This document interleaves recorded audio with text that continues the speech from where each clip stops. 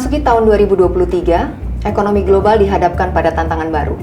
Kalau di tahun lalu, pasar berfokus pada inflasi tinggi, maka di tahun 2023 yang menjadi fokus adalah pertumbuhan ekonomi. Dengan kenaikan suku bunga yang sangat tinggi dalam kurun waktu yang begitu singkat dan pengurangan stimulus pasca reopening, rasanya perlambatan perekonomian global tidak dapat dihindari.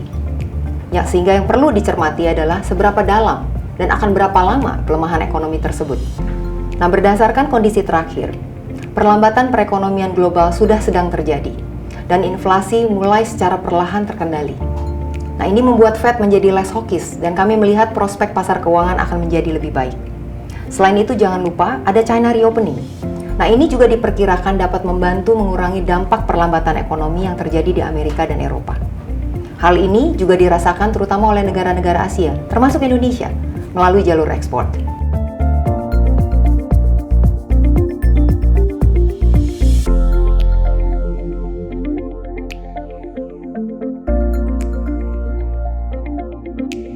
Tingkat inflasi meroket tahun lalu karena besarnya stimulus yang digelontorkan ketika pandemi, melonjaknya harga komoditas pasca reopening, dan disrupsi suplai karena perang Rusia-Ukraina. Nah, untuk meredam inflasi tinggi tersebut, hampir seluruh bank sentral di dunia melakukan pengetatan kebijakan moneter. Nah, memasuki tahun 2023, kebalikannya yang terjadi. Penurunan harga komoditas, penurunan demand, dan berkurangnya stimulus fiskal. Sehingga tingkat inflasi global pun diperkirakan akan menurun.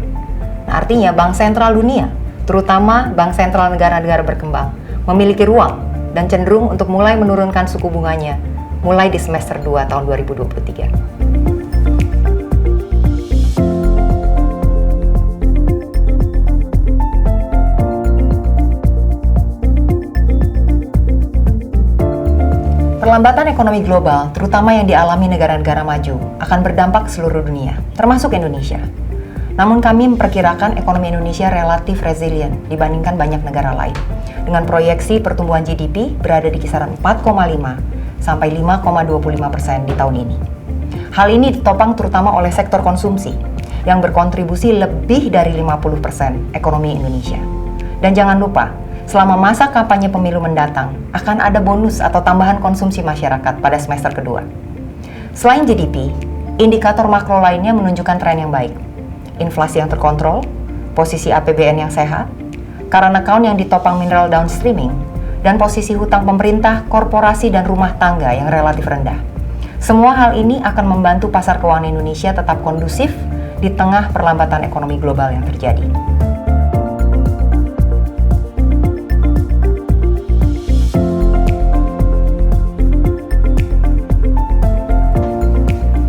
Prospek pasar obligasi akan baik di tahun ini, meskipun tentunya masih ada volatilitas, terutama di kuartal pertama. Ini akibat dari dampak kondisi global. Puncak dari siklus kenaikan suku bunga cenderung terjadi pada semester pertama, sehingga artinya ke depannya, kebijakan moneter akan lebih akomodatif. Tekanan penguatan US dollar pun sudah mereda, dan ini akan membuat kinerja rupiah menjadi lebih stabil. Nah, ini semua tentunya akan menjadi daya tarik bagi investor asing untuk kembali berinvestasi di pasar obligasi Indonesia. Kalau proyeksi pasar saham di tahun 2023 akan cukup volatile, dikarenakan kekhawatiran akan penurunan ekonomi global. Namun perlambatan perekonomian sudah sedang terjadi, level inflasi pun sudah mulai menurun. Nah, artinya di semester kedua, Bank Sentral akan mulai menurunkan suku bunga guna mendukung kembali pertumbuhan ekonomi. Nah, ini tentunya akan menjadi katalis yang baik untuk pasar saham ke depannya. Dan jangan lupa kalau kita bicara pasar saham Indonesia, kita lihat pertumbuhan ekonomi domestik kita, yang mana akan cukup kuat di tahun ini dengan perkiraan angka 4,5 sampai 5,25%.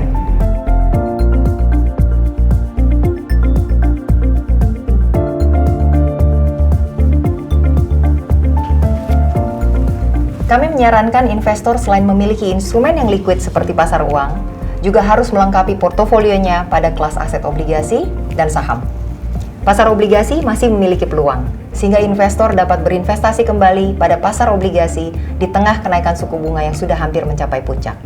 Dapat dipertimbangkan reksadana pendapatan tetap, dengan komposisi obligasi durasi pendek hingga menengah.